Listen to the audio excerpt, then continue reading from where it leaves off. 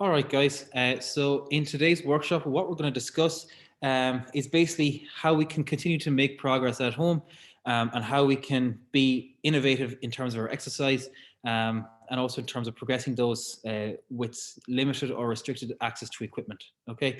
So I think the first thing to do is basically to define what we mean when we talk about progress and progressive overload, and also define and just become aware of the plethora of different ways that we can actually make progress and overload our muscles that we're looking to work and get gradually closer to getting to where we want in terms of our overarching health and fitness goals, whether that is um, body composition related, so adding some muscle mass to our frame or reducing our body fat, or whether it's in terms of improving our performance in a certain sport, or whatever our goals may be for ourselves. Okay.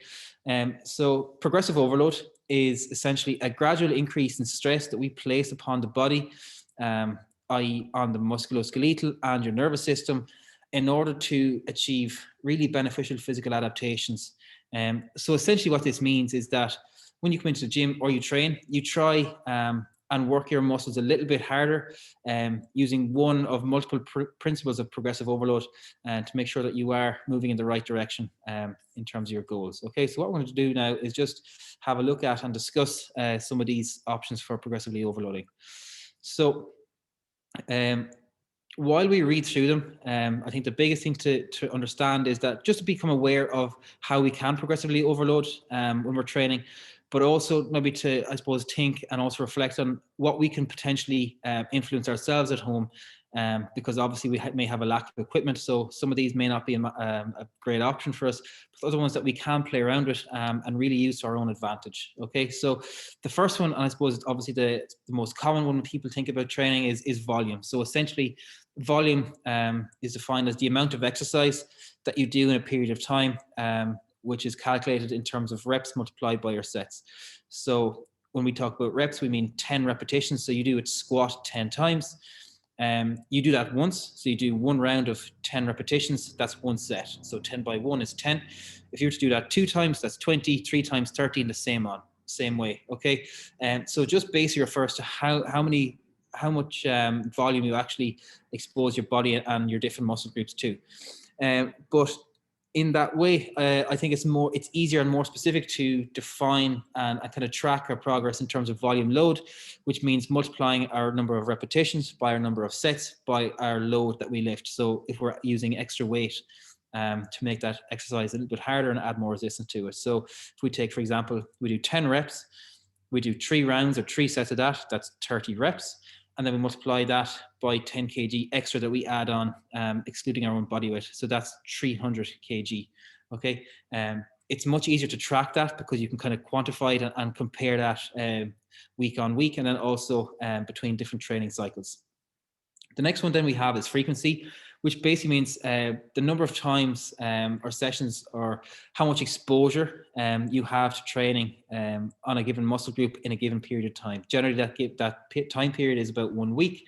And like I said, it also includes the number of times a specific muscle group is worked in this time frame. So you have your volume, that's great.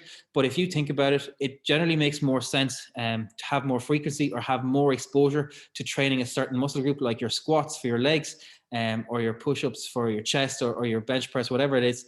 It's better to kind of spread that volume across the week. So you're getting more exposure across the week. You're kind of training your muscles to become more efficient and adapt to that stress that you're applying on the body. In terms of research, it has been shown to be much more effective in terms of hypertrophy, so muscle gain, and also in terms of strength gains as well. Okay. Number 3 then is what we generally kind of look to when we're looking at weight and adding weight to the bar, is like load or load intensity. Intensity refers to how close to or what percentage of 1 rep max we're working with in a given exercise. So take, for example, again, I know I use squats a lot. If we're squatting, our 1 rep max is the heaviest we can possibly lift, maintain perfect form in our squat, and hit all the prerequisites or the criteria to achieve a perfect squat for 1 rep. That if our life depended on it, we could not possibly do 1 more repetition with that technique and with all that criteria ticked off. Okay, so In terms of hypertrophy training, I know I use this example a lot as well, just because it's kind of very relevant in terms of building muscle, but also when we want to be in a calorie deficit to learn to lose body fat, that we also train through these principles as well, because we want to maintain the muscle that we actually have. So you want to continuously stimulate those muscles, apply some stress onto the muscles that you are then replenishing them with your good diet and your protein and etc.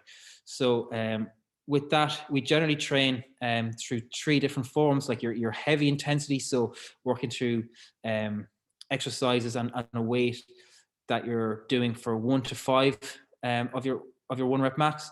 Then you have your medium, so working with a weight that is approximately 6 to 12 of your 1 rep max, and then your last one is your lightweight, so approximately 15 plus you could achieve is your like rep max for this given weight. Okay.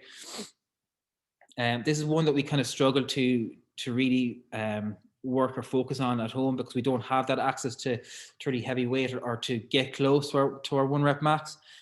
Generally, we work maybe between like a medium and light intensity in this regard, working with higher rep ranges and less rest intervals, which we'll kind of touch on now in a second. Another one then, and I suppose it's one that we kind of look to a lot, I suppose, is exercise selection or complexity. Oftentimes this can be kind of stripped away when we leave the gym because we don't have access to the barbells, and we really have to kind of, I suppose, think outside the box a little bit and use a little bit of our ingenuity to come up with exercises and variations that really are stimulating the muscle, that we really are testing those muscle groups and really pushing ourselves to the limit. Okay, so if you compare a push-up to a dumbbell bench press to a barbell bench press, as you go from left to right, from your push-up to dumbbell to barbell bench press, you're increasing the complexity of the exercise. When we go home, we don't really usually have access to dumbbells or barbells for many of us, so we kind of are going back or reverting back to those push-ups. So with that, what we have to do is kind of look at different variations of push-ups, how we can change and make them harder without changing our angle, going from incline to a flat push-up to a decline to make it a little bit harder, and working tempos and other ways of progressively overloading, which we'll actually touch on in a few slides. Okay. Another one then is muscle action. So very relevant actually to our push-ups. For many of us, I know many of us here actually are looking to improve our push-ups, getting from, I suppose, push-ups off the knees or elevated to working full push-ups off the floor.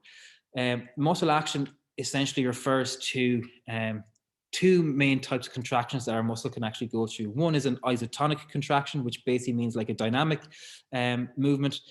And the second one then is our isometric. So in our isotonic, we have 2 different contractions that are broken down. The first one is an eccentric and the second one is a concentric contraction. Eccentric contraction essentially means that you're lengthening the muscle, so you're making it slightly longer. The second one is a concentric. So if you think about like generally the harder portion of a movement, when you're at the bottom of a bench press, you're trying to push up, you're trying to work against gravity, trying to get that bar from top of your chest from crushing you back to the top to starting position of that movement.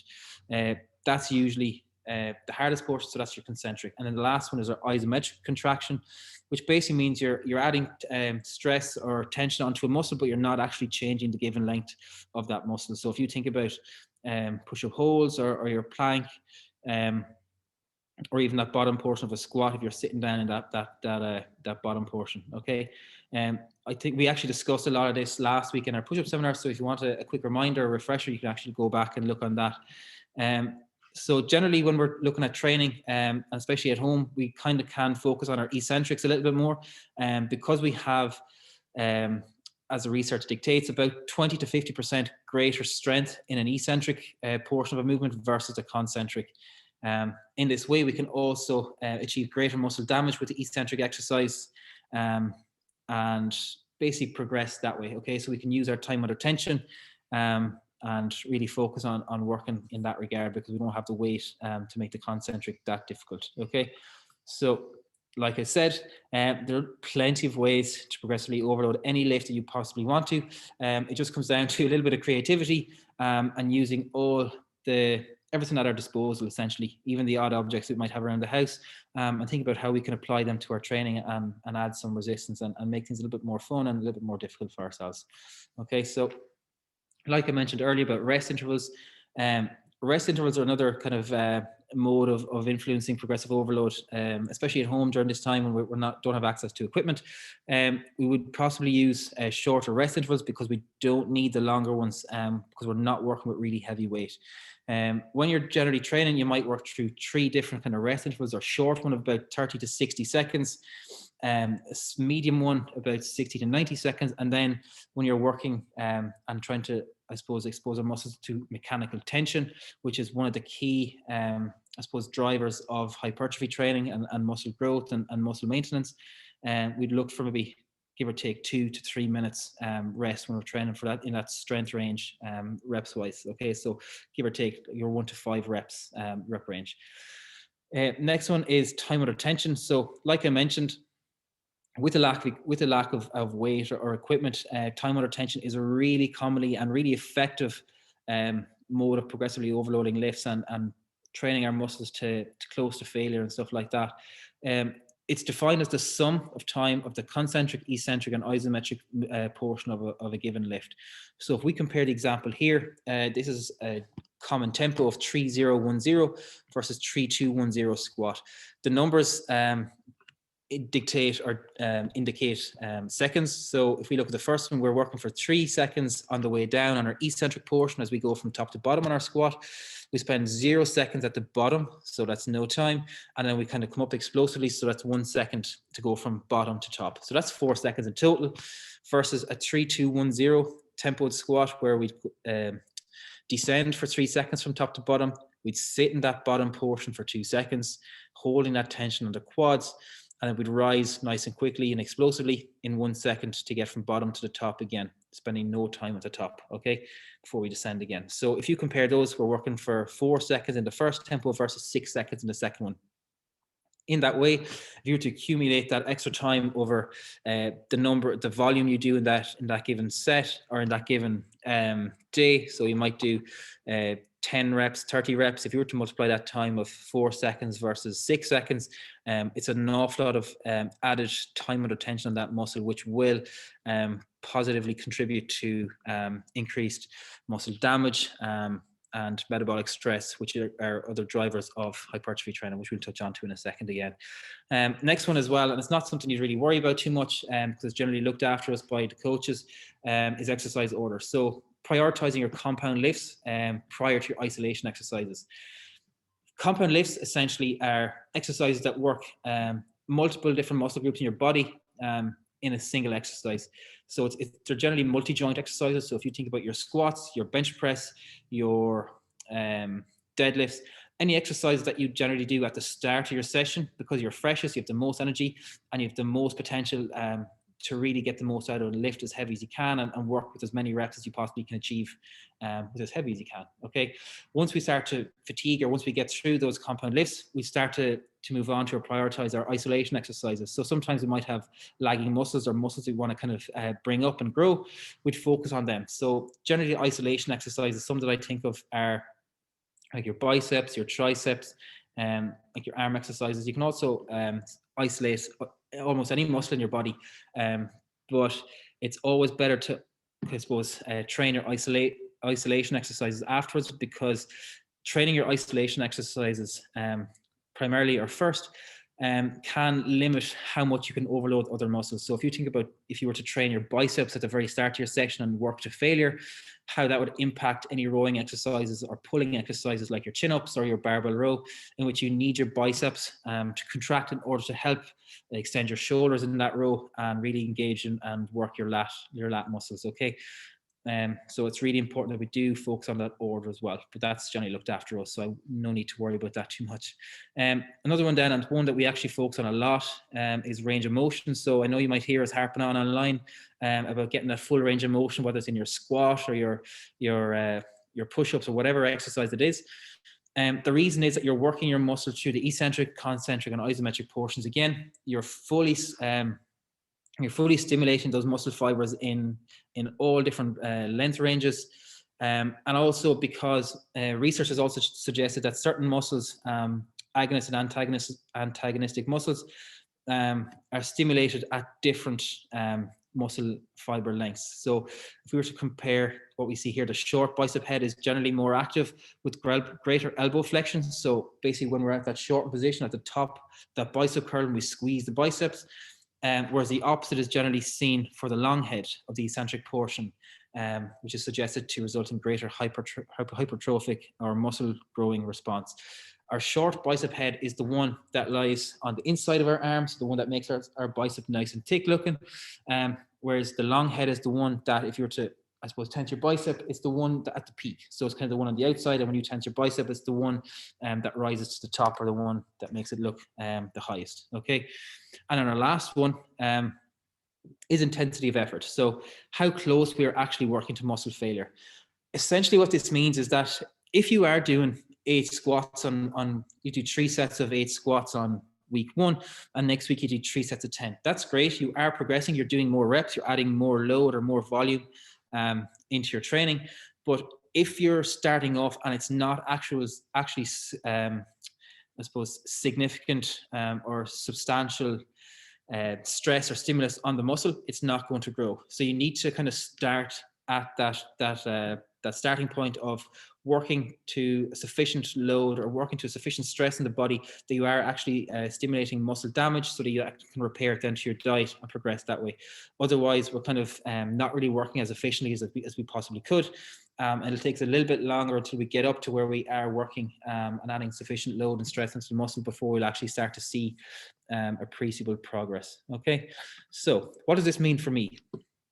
For the last 10 minutes or so, I've been talking in a little bit of detail about the different ways we can progressively overload with our exercise. However, many of these we can't really influence, or we don't, because we as a coaching team do that for you. With that in mind, there are 1 or 2 that you can definitely play around with.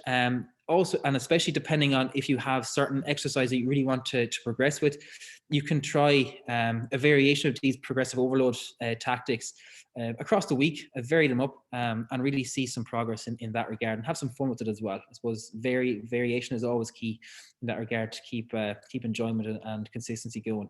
So, like I mentioned, many of us have goals that are primarily focused around maybe body composition, so muscle gain, adding some extra muscle to the frame, or fat loss. I always use the term fat loss instead of weight loss, because weight loss doesn't define whether it's actually muscle, fat, water, any other substances, whatever it might be. So it's better to actually diet it down to fat, because that's generally what we want to lose when we have less body fat on our frame, and we have a higher muscle percentage or muscle to fat ratio. It always works out that we generally have a better body comp. We feel more confident. We actually look better. Okay, so progressive overload in the ways I've described allows us to stimulate this muscle growth. If we are looking to grow muscle, so we're in a calorie surplus, so we're eating more calories than we burn off, or if we're in a calorie deficit, that we're trying to lose some body fat, so we're essentially eating less than we need to maintain our current weight, we can maintain this existing muscle. Okay, so that's really, really important, and sometimes overlooked in terms of fat loss, because it's just about, oh, might need to drop my calories, and that's the biggest thing, that we might see a number going down the scale, but we want to make sure that number that's going down the scale is fat, and it's just fat. It's no muscle. Okay, this achieved, or this hypertrophy stimulus or response is achieved through 3 main principles. First is mechanical tension. One that we can't, for many of us, that we can't really work with too much at home, because we don't have access to that heavy load. Essentially, mechanical tension means working through a full range of motion on a given exercise with a really heavy load, to really, I suppose, tax that muscle as much as we can. Okay, so it's really taxing on the central nervous system as well, and explains why recovery is so important, that we are getting sufficient recovery. The next one is metabolic stress. And one that we do often see to be used quite commonly at home in terms of our training in lockdown. It's basically, we can train this by doing high volume or high number of repetitions with low rest intervals, or short rest interval periods of maybe 30 to 60 seconds of playing around with that. That's usually can be done with quite low load, because you're putting so much stress in the muscle in such a short period of time, that you're not giving it sufficient time to recover and rest, I suppose, before you go training again and adding more stress. And then the last one is our muscle damage. So essentially, in order to actually grow a muscle, you need to first damage it or tear those muscle fibers so that you do have the opportunity to bias certain protein amino acids and any substances that's required to your diet. They could be primarily focused towards these damaged muscles in order to promote muscle growth again and muscle maintenance. Okay, so it's nice to just be, I suppose, cognizant of the principles behind why you're training, how you're training, and how you can influence it yourself to take some more autonomy over your own training schedule. Okay, so in terms of what you can actually do at home and how you can apply this knowledge, the biggest thing for me, I always say it, and I think I harp on about it all the time, is actually tracking your progress. So, for example, if we're doing an EMOM or we're doing a 40 seconds on, 20 seconds off style training, I like to quantify my progress week on week. So, for example, if I'm doing push-ups for 40 seconds on, 20 seconds off, and I got 6 reps, or I did 4 rounds and I got 32 reps across the board. Next week, I'd like to aim for 33, 34, 35. So I'm trying to increase that load that I'm working with, because I can't really increase the intensity, but I can look to increase that volume or how many reps I'm doing in that same time period. Okay, so essentially looking for more reps in a given time period, or the same reps in a shorter time period and stuff like that. And you can also play around with your rest intervals. Okay, but I do really like to make notes of how many reps I'm doing. I think it'd be a good idea for everyone here as well to do the same, so that you can really see and look back in 3 weeks time and say, God, yeah, I made a lot of progress in that lift, or I'm still where I am with this, but I do feel a lot stronger and I do feel more mobile, or whatever it is. In terms of access to resistance, while some of us may have access to lighter weights than we would in the gym, we also have access to bands that can add extra resistance. We can also combine the two. I'll show you a quick example in a few minutes about how we can do that. But also the idea of odd objects. So one thing I like, and I'm sure some of you might have tried it before, is the idea of adding a bag for if you're doing chin-ups or push-ups, or even squats, and putting some books or even those 1 kg sucre bags, because you can quantify that weight and you can kind of progressively overload that as well. So essentially, if you feel comfortable adding some weight into your lifts, that you can do that, you can track how much you're lifting, but also progressively overload that with either more reps with the same weight that you're lifting, or alternatively add more weight. Okay. And then we also have working exercise variations that is sufficiently challenging for us. So making sure that we are testing ourselves, that we're not just repeating the same thing day in, day out, that we are looking to challenge ourselves, which is the most important thing. And like I said before, keeping things fresh, having some variation in our training and really enjoying it. That's the biggest thing, because we don't enjoy it, the chances are we're not really going to continue with it. Okay, so with that in mind, I'm just going to go through a little practical workshop and talk about how we can use some of these as an example. So here we go. So starting off, guys, some of us might have access to, say, weights for at home. Okay, so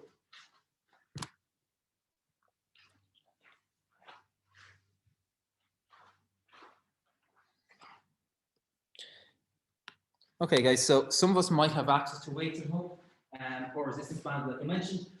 Obviously, when you're doing a squat, I'll just use a squat as an example, because I think it's kind of the easiest one to talk about for this purpose. When we're doing our squat, we can add the weight, so a goblet squat, add some increased intensity to the lift, and work through that through full range of motion. Okay. Alternatively, if we don't have access to weights, we can do the same thing with bands, and playing around with how we actually load the band, we put it around our shoulders, we do offsets squats, so prioritizing one side over the other, overloading or whatever it is, and we can really have fun with this. So another way is just to pop it around the neck or up onto the shoulders and do the same thing again. So squatting down nice and low, get to parallel, put that back as flat as we can, and up. All right. Once we start to find that the resistance that we're using isn't really that challenging for us anymore, we can actually start to combine the two. Okay, so just a very quick example is if we have a dumbbell and we also have a resistance band, we can actually combine the two, so that we just wrap the resistance band around the dumbbell, and then we step into the dumbbell, or step into resistance band, excuse me. Feet nice and wide. And pop that dumbbell up onto our chest then as well. Okay, so when we're doing this, essentially what will happen is as I squat down, the 12.5 kg is still 12.5 kg, but the band reduces tension. So it gets a little bit easier, this portion for me. As I come up, the tension of that band increases, gets a little bit harder. Okay, so just some idea about how we can load and combine the equipment that we have to make exercises slightly harder, and also working through different modes of progressive overload, like your tempo, etc. Another one then, like I mentioned, is the stool bag. So I have a stool bag here. Same thing, if we're doing push-ups, for example, we can just pop that bag onto our back, whatever we're working with. So like I mentioned last week in the push-up workshop, if some of us are struggling to do the concentric portion of our feet, or well able to do the eccentric portion, we can really work to overload that, that exercise portion. Okay, so starting off, fill that bag with a few books or a couple of bags of sugar, slow down for your eccentric, and if we're able, push back up again. Okay, so instead of continuously doing those eccentrics and just increasing the number of reps, or just kind of plateauing, sticking to where we are, and not feeling able that we're able to get any further, what we can do is add some extra load with the stool bag, and just have a bit of fun with it like that as well. The same thing can be said for squats or any other exercises, that we can add a stool bag either onto our back, or we can play around with how we load the actual exercise. So for example, if I wanted to load like a front squat, I'll just basically pop the bag of sugar into the bag, elbows nice and high, and squatting down again. Okay, so essentially just having some fun, and just obviously making sure if you load one side, that you obviously load the other side equally. Make sure that you're not prioritizing one side over the other. In terms of that, guys, I think that's pretty much it. If you guys have any questions about how you can use any equipment that you think might be beneficial for your training at home, don't be afraid to give me a shout. I'm more than happy to help you and give you a few ideas to see what we can come up with. Okay.